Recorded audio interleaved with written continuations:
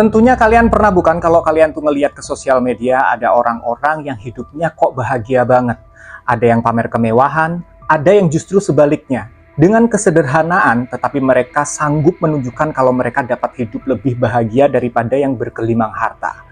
Tapi ternyata, di balik semuanya itu, kadang sosial media itu tak seindah kenyataannya.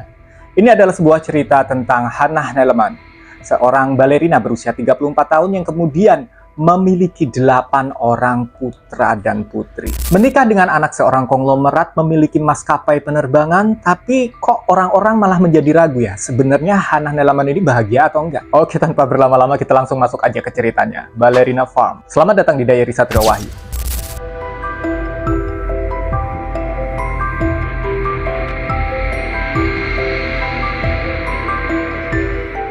Jadi Hannah Neleman ini adalah seorang gadis yang sangat berbakat. Selain cantik, dia juga memiliki minat yang teramat besar terhadap dunia balet. Dia pengen menjadi seorang balerina kelak.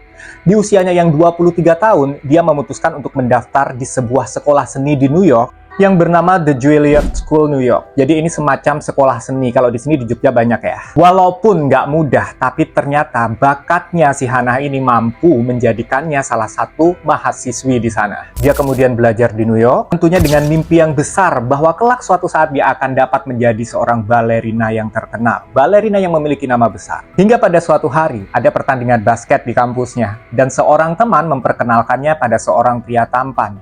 Dia adalah Daniel Neleman, yang kemudian nanti akan menjadi suaminya. Daniel ini adalah seorang pria muda yang tampan dan berasal dari keluarga yang sangat kaya. Anak konglomerat yang memiliki maskapai penerbangan yang bernama JetBlue. Awalnya Hannah ini fokus terhadap belajarnya. Hannah belum mau buru-buru pacaran, atau bahkan mungkin menikah. Pacaran aja nggak mau dulu, apalagi nikah. Tapi ternyata berbeda dengan Daniel. Begitu ngelihat Hannah, Daniel ini langsung kesengsem dan langsung jatuh cinta. Mungkin karena Hannah memang cantik. Penampilannya menawan dan kelihatannya dari sorot matanya dia nampak seorang gadis yang pintar.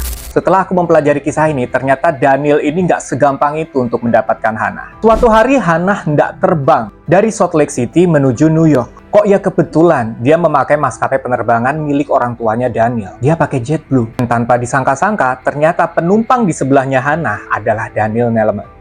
Tentu saat itu Hannah belum mengetahui bahwa Daniel adalah putra sang pemilik maskapai. Saat ditanya, loh kok kamu ada di sini? Kenapa kamu bisa duduk di sebelah saya? Daniel menjawab nih, oh ya kebetulan kayaknya kita jodoh. Pinter banget emang Daniel ini PDKT-nya ya. Singkat cerita, sepanjang penerbangan mereka banyak sekali mengobrol. Dan entah kenapa, Hannah juga mulai kesengsem sama si Daniel. Begitupun sebaliknya, Daniel malah dari awal saat mereka kenalan di lapangan basket, udah suka sama si Hannah. Singkat cerita, mereka berdua pun menjadi sepasang kekasih. Pacaran akhirnya mereka. Daniel dengan terburu-buru mengajak si Hannah untuk menikah. Mungkin karena Daniel ini juga tampan dan sepertinya sopan. Dan apalagi dari sorot matanya juga nampak dia ini adalah seorang pria yang pintar.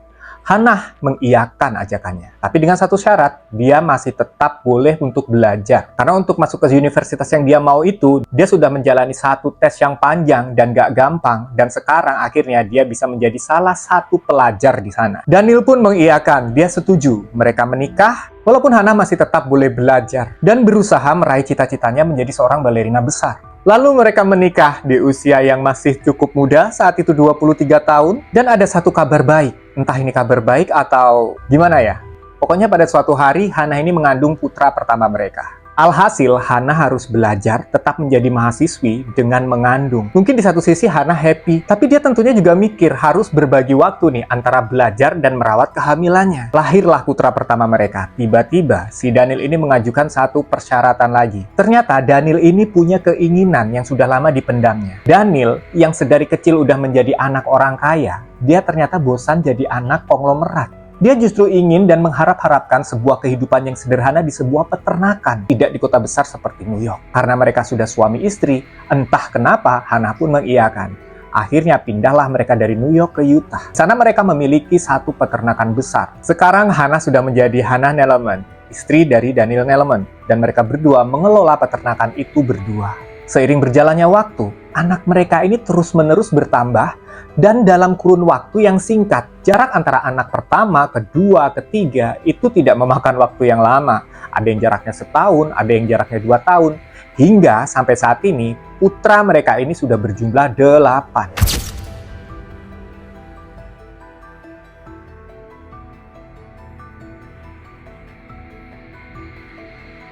Untuk ukuran orang zaman sekarang, apalagi mereka yang tinggal di Amerika, yang biasanya selalu merencanakan pengen punya anak berapa nih. Terus jarak anaknya itu berapa tahun nih antara anak pertama sama kedua.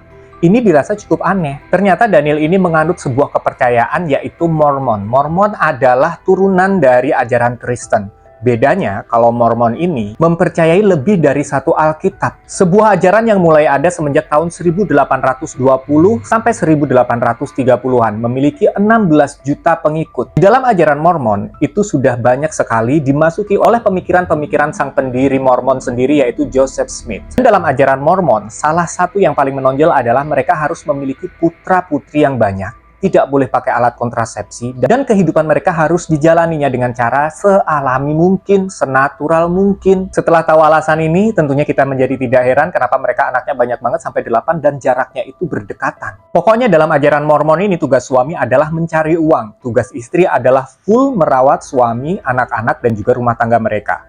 Dalam hal ini berarti Hannah harus merawat suami, 8 anaknya, dan juga peternakan besar milik mereka. Dan benar saja Hannah menjalaninya dan mulai membagikannya di sebuah akun sosial media. Di Instagram dia memiliki pengikut kurang lebihnya 9 juta orang. Di TikTok dia juga memiliki pengikut kurang lebihnya sama 9 juta orang. Mereka juga mengelola satu channel YouTube yang jumlah subscribernya nggak main-main, 6 juta orang. Dari unggahan-unggahan Hannah, netizen mulai banyak yang berkomentar, mereka itu kok kayaknya bahagia banget. Apalagi dengan background Daniel, yang anak seorang konglomerat mau hidup sederhana, dan nampaknya mereka ini jauh lebih bahagia walaupun tidak berdekatan dengan yang namanya kemewahan. Jauh dari flexing.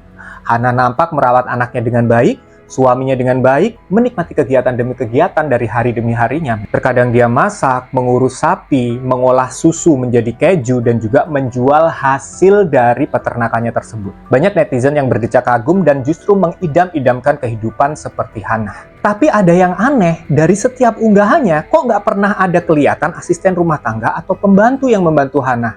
Sementara Hannah pasti sibuk banget. Udah bikin konten, udah ngurus 8 anak, udah ngurus peternakan, dan gak cuma ngurus peternakan guys. Hannah ini juga mengolah hasil peternakan menjadi sesuatu yang lebih bisa untuk dijual. Artinya waktunya pasti habis banget dong, dan pasti capek banget.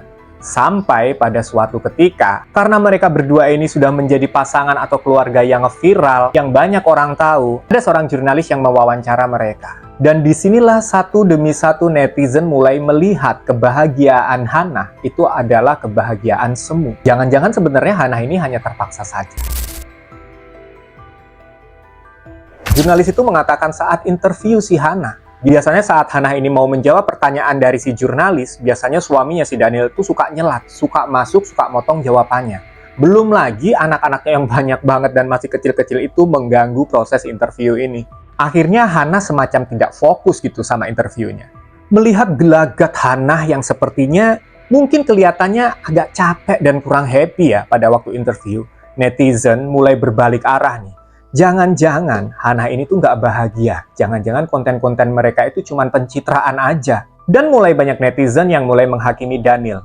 Sebenarnya Hannah mungkin akan bisa jauh lebih sukses kalau dia nggak nikah sama Daniel. Dia bisa menjadi balerina yang terkenal, sukses, kaya raya, tanpa harus bercapek-capek ria. Karena memang Daniel sendiri bilang dalam wawancara tersebut, pernah suatu ketika Hannah ini sampai sakit dan gak bisa bangun dari tempat tidur selama 1 minggu, saking capeknya. Walaupun dia sempat menyangkal, oh enggak kok, aku gak pernah ngelarang Hannah untuk berhenti balet. Aku bahkan membuatkan satu studio balet di peternakan kami. Emang sih ada studio balet atau ada semacam sebuah ruangan yang dinamakan studio baletnya. Tapi ternyata ruangan itu, netizen menilai bahwa ruangan itu lebih mirip dengan ruangan tempat mengasuh anak-anak mereka. Sang jurnalis pun mengeluarkan sebuah artikel di mana di dalam artikel tersebut dia menyebutkan sepertinya Hannah sedikit terganggu sama anak-anaknya kurang lebihnya. Dalam wawancaranya dia banyak dipotong jawabannya oleh suaminya. Dan netizen juga sempat sedikit kaget saat Hannah ini bilang kalau dia melahirkan ke-8 putra-putrinya ini dengan cara yang sangat alami. Gak dibawa ke rumah sakit dan tanpa obat. Bahkan ada salah seorang putra mereka itu lahir dengan kondisi yang tidak biasa daripada yang lain. Proses kelahirannya itu sedikit lebih susah karena memang berat badannya besar. Proses persalinannya itu sampai tertunda dalam waktu 2 minggu. Bagaimana mungkin dalam waktu 2 minggu itu dia merasakan sakitnya melahirkan atau proses persalinan tanpa adanya obat pereda rasa sakit atau obat bius? Tapi ternyata saat proses persalinan yang 2 minggu ini, Daniel lagi nggak ada. Akhirnya Hannah memutuskan untuk mengkonsumsi obat pereda rasa sakit. Netizen kembali bertanya-tanya, loh kok kalau ada suaminya nggak bisa minum obat pereda rasa sakit, tapi giliran nggak ada Daniel, kenapa dia jadi minum? Jangan-jangan selama ini dia nggak minum pereda rasa sakit karena memang dilarang sama si Daniel. 12 hari setelah Hannah melahirkan putranya, bahkan dia sempat mengikuti ajang beauty pageant, ajang ratu kecantikan Mrs. Utah. Dan hebatnya, mungkin karena Hannah ini memang benar-benar cantik dan berbakat, pintar pula, dia menang di ajang tersebut. Guys, hanya 12 hari berselang setelah dia menjalani proses persalinan tanpa obat. Kemudian netizen ada yang mikir nih, percuma dong dia nikah sama anak konglomerat, pembantu nggak dikasih, kerjanya capek, suruh ngurus anak sendiri, suruh jualan keju sendiri, suruh ngolah susunya untuk jadi keju juga sendiri. Bahkan saat Hannah minta hadiah liburan ke Yunani, bukannya dikasih tiket, bukannya dikabulkan, malah sama si Daniel suaminya dikasih apron. Celemek guys, yang buat masak itu. Dimana apron itu juga terdapat kantong-kantong untuk menyimpan telur. Seolah-olah Daniel mau bilang nih sama si Hannah, kalau jadi istriku tidak boleh bermewah-mewah, liburan berenak-enak, kamu harus ngurusin anak, peternakan, ngurusin aku. Mendingan aku kasih kamu apron aja. Kamu cukup kerja di rumah aja. Netizen mulai nggak terima, tapi entah kenapa, saat kemudian Hannah melakukan sebuah klarifikasi. Dia mengatakan bahwasanya dia berhenti untuk mengejar cita-citanya menjadi seorang balerina itu bukan karena kemauannya Daniel, tapi karena memang kemauannya dia sendiri. Dan dia happy kok ngurus anak-anak, rumah tangga, dan juga peternakannya. Hebatnya lagi, jurnalis yang tadi nulis artikel yang pertama yang mengatakan bahwa sepertinya Hannah kurang bahagia dengan kehidupannya itu, juga mengeluarkan artikel yang kedua yang seolah mengklarifikasi bahwa sebenarnya Hannah bahagia dan sama sekali tidak tertekan dengan segala peraturan yang diberikan oleh Daniel suaminya. Tapi sampai saat ini tentunya banyak netizen yang pro dan kontra. Masih ada yang berpendapat bahwa Hannah memang betul-betul bahagia, memang itu sudah pilihannya. Toh memang mertuanya seorang miliarder, tapi ada sebagian lain dari netizen yang berpendapat bahwa Hannah sepertinya hanya berpura-pura dan sedikit terjebak ya. Buat apa nikah sama anak miliarder, tapi hidupnya susah banget. Aku aja yang nggak secantik Hannah, nggak mau dinikahin sama Daniel.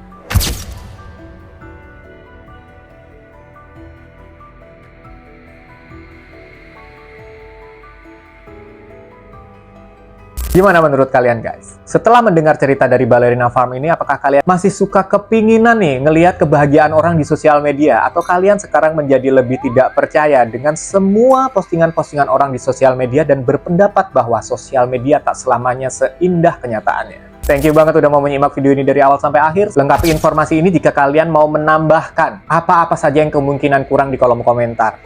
Jangan lupa subscribe, like, dan share ke teman-teman kalian agar lebih banyak lagi dan lebih seru lagi kita rame-rame di sini. Salam semakin viral. Assalamualaikum warahmatullahi wabarakatuh.